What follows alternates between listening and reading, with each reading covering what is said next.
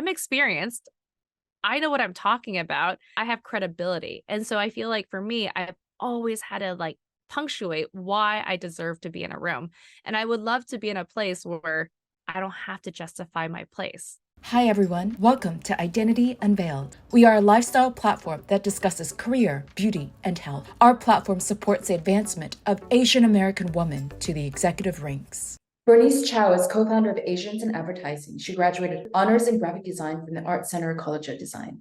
She's dedicated her career to helping brands tell their stories and bring non-traditional ideas to life, working with clients such as Google, HBO, Uber, Nissan, and Chime. Aside from her passion from advertising, she's dedicated to giving back. As an API activist, she's co-founder of Asians in Advertising and also the host of an AIA podcast, co-author and bestseller award-winning book, The Visibility Mindset. She has been featured on Forbes, Adweek, Nightline, Ad Age, The Muse, and over 100 talks have been given at conferences and events. Through mentorship, scholarships, and events, Bernice strives to create more opportunities for AAPI. Welcome, Bernice. Thank you for having me. Such an honor to be here. Well, let's kick off with, where did you start up with in your background? Where did you grow up? I was born and raised in Cupertino, California, so Northern California. Being in the heart of Silicon Valley, I remember walking past on the way to school the Apple buildings everywhere, and we were like, oh, I hope Apple makes it. So we're really glad that Apple has us on your apps, on your weather app. If you're ever wondering where that is, that's where I'm from. And then tell us how you became the activist in the API community today. This was not intentional. I think for many of us, we kind of found the need and was like, okay, if we don't say something, who is? Back kind of coming up in my career, I realized going into the world of advertising and marketing that I was so few and far between, whether that was me on the creative team being a female, a person of color, even a person of color that's Asian, and then a mother, right? So oftentimes I would be in rooms where I was one of one on a team. And I'm sure many of your listeners can really empathize with that and just how incredibly lonely that is. When you don't have someone to talk to when something happens or someone else to understand what you're going through, whether you're like, oh, did they mean to say that? Is what I'm going through normal? All these experiences, you just are like, who do I talk to about this? And at this time, I had incredible mentors, but they were white and they were male. And so some of my experiences where I'm like, yeah, was that an off color comment? And they're like, no, right? Or they just didn't really get it. The idea of like, you just asked for a promotion and therefore you should get it. I was like, I've tried. They don't take me seriously. And so a lot of times I was like really looking for that person that I could really learn from and grow from based on who I was and my experiences. And so I said in 2019, I was like, where's my community? I was like on Google. I was like, okay, Google, like where do creatives that go to that identify with me? And I couldn't find a space that felt like it was for me. And I gathered 4 of my friends and I was like, we're going to do something. This is the first time I worked in an agency, albeit in Los Angeles. So there should be a lot of more people. Um, like there was just the 4. I was like, oh my gosh, we have a whole crew. And so when we got together for our first conversation, there was so much excitement around this idea of starting an organization, starting a community. But something that's really true with especially Asians is the idea of making space for ourselves is really uncomfortable. We don't feel like we deserve it. We don't feel like we should be able to make space for ourselves. And if we do, we might get in trouble. What are the ramifications if we create a space like this? And so it wasn't until the pandemic where, early on, we actually shelved that idea, where I started feeling even more isolated. And with the rise of Asian hate was such an experience where I was like, what are we going to do? And I always say this one moment where, we all had the news on 24/7, where there was a whole piece about alien communities. And in that segment, it was white, Black, and Hispanic. Where were Asians? They were on the other side. Wuhan, Kung flu, Asian virus, right? It was all these other news sources that were telling us we didn't deserve to be seen when we really needed to be. And so this activism really came out of like, oh my gosh, it's not just me who's feeling this at work. All of us are feeling this. What can I do? Can I do anything? And to be honest, I didn't think I was doing much. I was like, okay, I already paid for that domain for the last 2 years. I haven't put a website on it. Let me just put a website on it. a website that connects all of us in a Zoom room. It was a matchmaking idea that we were all going to network in a room. The idea was to really get 20 of us together to have a, just bring one-on-ones together for the first time to have an ally outside of your workspace. And I partnered with this amazing woman, Jessalyn Lamb, that I actually met over Zoom because we were in the pandemic. She was in the East Coast, I was in the West. And that very first event out the gate, we had 650 people sign up. And so this idea of like, oh, I'm one of one with this many other people was just such a like an opening experience for me. And since then, I've been able to grow the community with alongside my team and Jessalyn to 5,000 and global. And that became kind of meeting other networks and, figuring out what our voices are and how to kind of activate more together as a community. So in 2021, you created Asians in Advertising. Correct. And it's a nonprofit.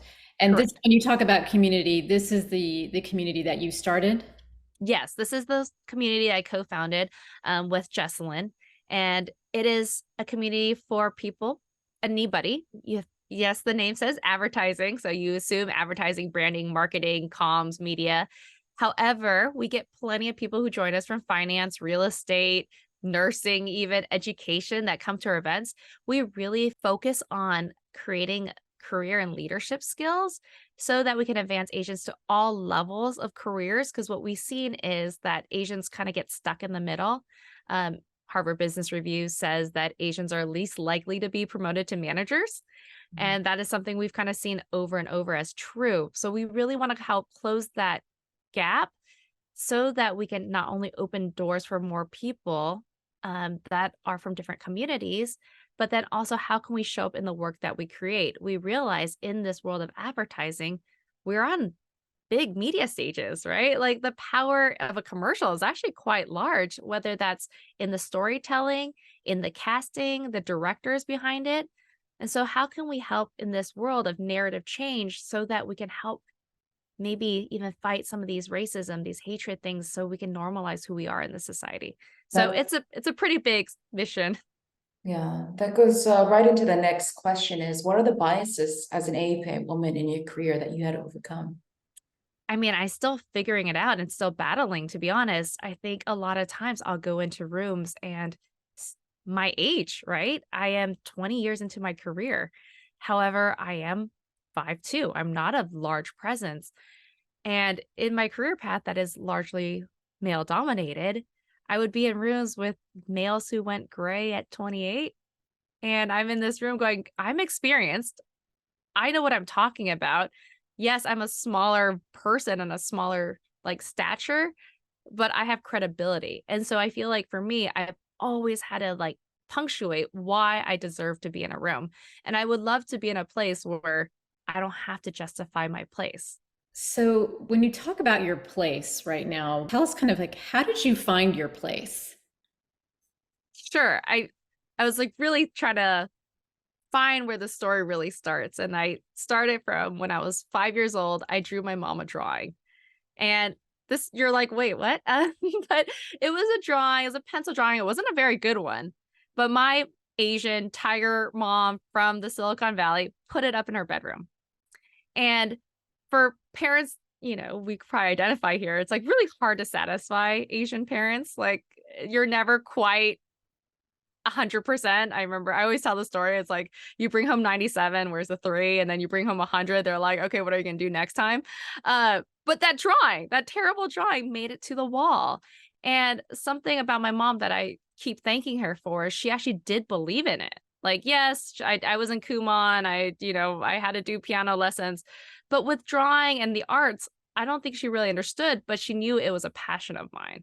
And so even when finances were tight and I lost some of those other enrichment classes, she kept drawing for me. And because of that nourishment I had from that support end of things, that, okay, whatever I did, she was really proud of, that it really encouraged me to find those answers. I predate sophisticated social media.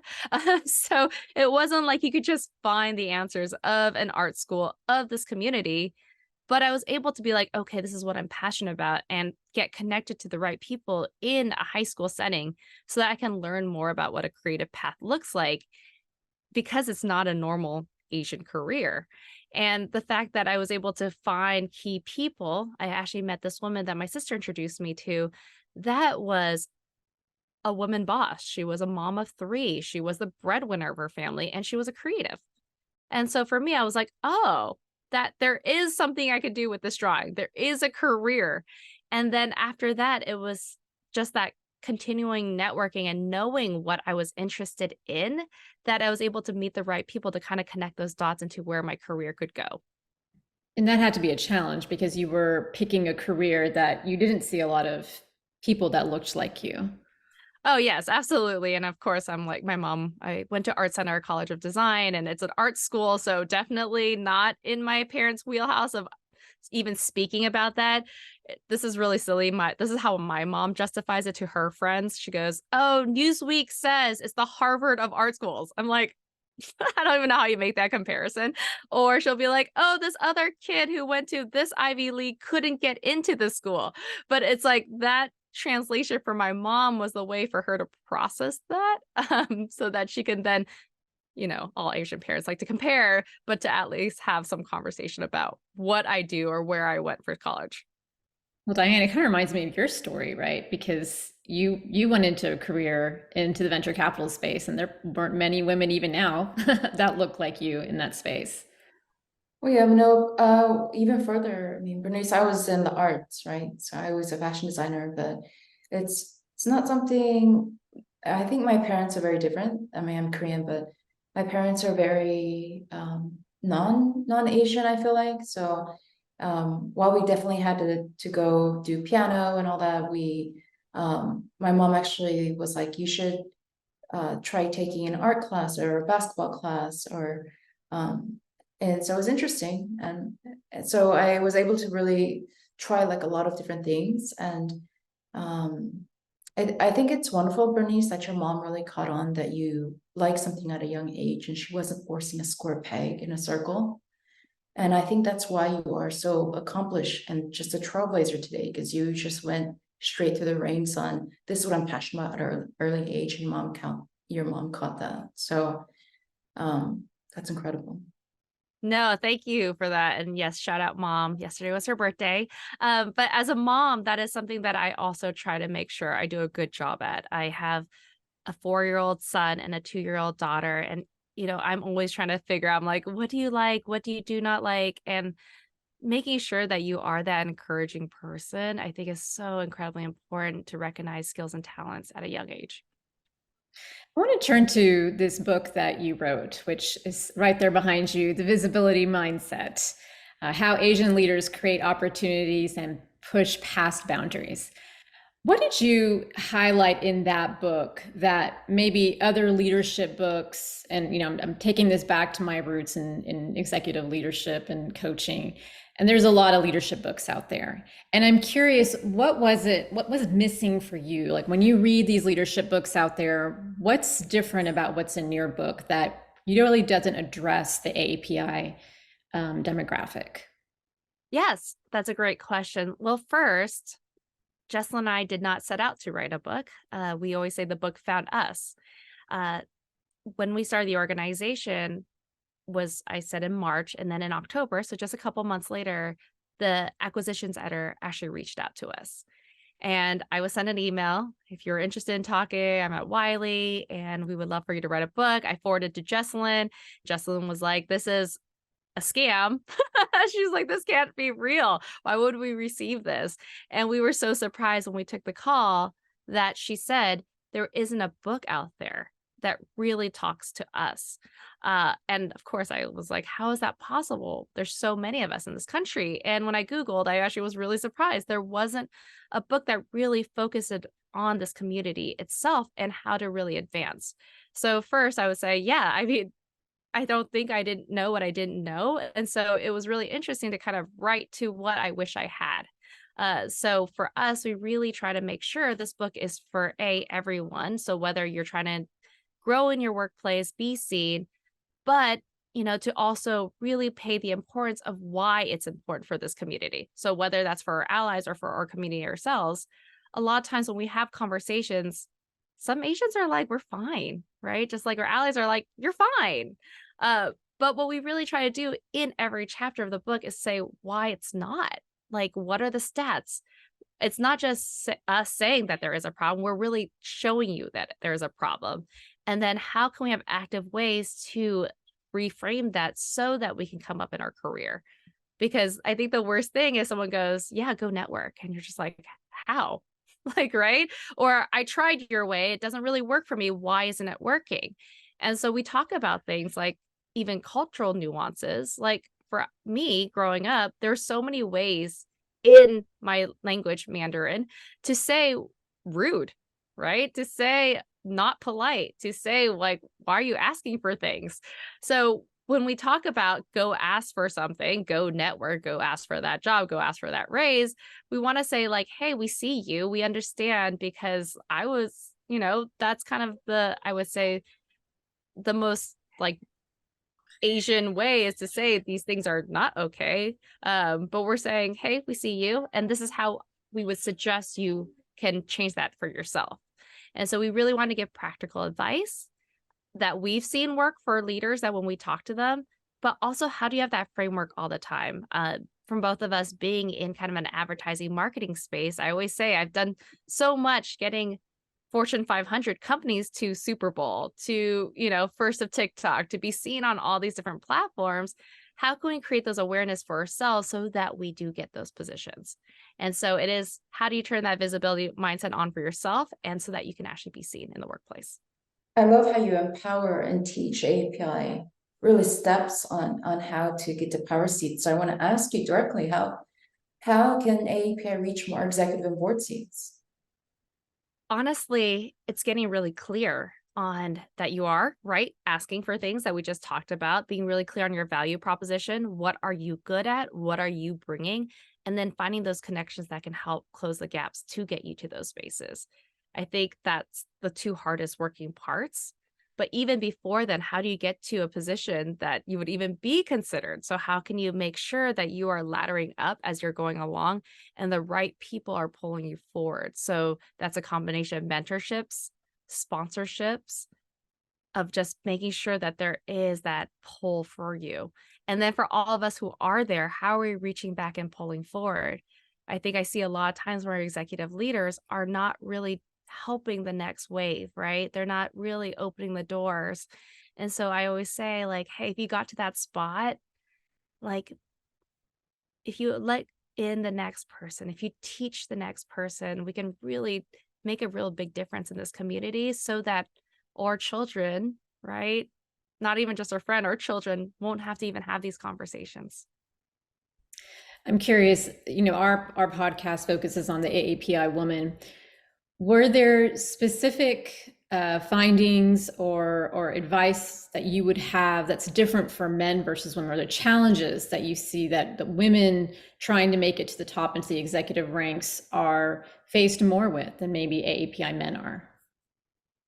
That's interesting. I do think for me personally, what I've seen is a lot of those in circles. So being in these spaces, I had bosses that just favored men. So whether it's like, oh, we'll hang out for basketball and whiskey at the boss's house, I didn't get invited to those. And if I did, it was usually a little suspect. And I'm like naively going, okay, it should be fine. They just want for me for my expertise. And early on in my career, especially, I realized no, that was actually really something else. That was actually something that was quite, I'm sure all your listeners can guess what those other experiences look like, especially when I had a client that would invite me out. I'm like, oh, wait, this is just the two of us? Wait, where are we going? Like, it kind of got to a place where I'm like, how do I have these relationships when my clients are all one gender, my bosses are all one gender, and I'm trying to move up and be seen? It's like, how do I navigate that and then not get into a precarious situation? I felt like that was a very unique situation that my male counterparts are not experiencing. That you have that awareness. I don't know if all men or even women have that awareness. Like for men, it's interesting to hear their thoughts as well when they hang out with women. Yeah. How has your Asian culture influenced the way that you lead and navigate in your career? I mean, that's a wonderful question. And I mean, to be honest, I had this conversation with a lot of other creative leaders because there's so few and far of us. I think I know three other, and they're men, they're not women. And so I asked about that. I'm like, so do you feel like you were prepared culturally or, the way you were raised to really lead, right? Like lead people who are different, lead people who are not used to seeing someone like you. And how have you been able to translate that? And a really great friend, he actually says he believes that he is the most empathetic because as a leader, he knows what it feels like to be on the outside, to be underestimated. And so when he leads a team, he really leads from compassion. And from a prescription standpoint, he believes every single person is so different that there isn't like a one blanket leadership skill. It is like kind of going in and drilling down to each person and feeling out how to activate specifically there. And I completely agree with that. I agree that I am not your typical leader. I am hey, I want you to learn. I want you to grow. I'm also a professor at Loyola Marymount University. And so I believe definitely teaching is so incredibly important. And sometimes you have to do the work to teach. And so I like to kind of come in at a place where I'm like, okay, how are we moving forward together for the ultimate goal versus having something that is like very hierarchical or very um, me versus you kind of understanding. I definitely believe we can all grow together and hit that success mark. So when you think about your kids and what the future looks like for them, what do you hope will be different for them that was you faced as you were moving up in your career? I mean, I hope they're not the one of one in the room because I feel like there's so many times where I was like the only person of color, the only female. And so, for instance, there's kind of I was in a meeting, first of all, it was for women's soccer, and everyone in that room was a white male. And they brought me in just to give feedback on something real quick, borrow a little bit of my time. And I remember one person had a comment. It was an idea that seemed a little patronizing to women. It was kind of had this mansplaining aspect to it. And I did whoa, what are we saying? And I remember it was like an echo chamber of 5 men going, yeah, that's great. Yeah, that's great. And it was kind of even though we're on Zoom, it was kind of a verbal high five, that echoed in the room. And I was like, whoa, hey, who's presenting to the client? And wait, shouldn't you have other people on this call? We're definitely not representing diversity here, whether it's gender, ethnicities. And then I'm like, you definitely shouldn't show up on the client side like this. And then that idea is not good. It was this thing where I was the sole owner of that voice.